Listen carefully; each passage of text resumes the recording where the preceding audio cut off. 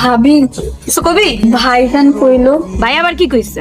খাওনের কথা। তো কোন আলাদা করে দিছি? আমাকে ঘরে আবার কিসের নাস্তা? ঠিক আছে ভাবি, খামো না।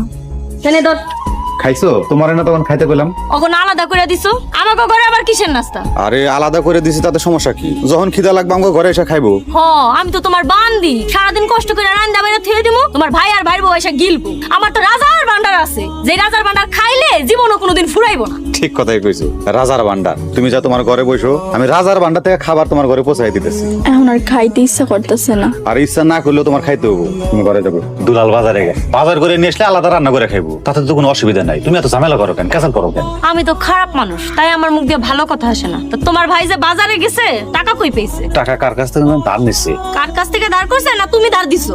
আমি কি পাগল হয়েছে নাকি? আমি যদি শুনি তুমি তোমার ভাইরে টাকা দিছো, তুমি দেখো তোমার এই সংসার ঘর বাড়ির ভিতরে আমি আগুন ধরায় দিব। সবসময় খালি ক্যাসাল করো।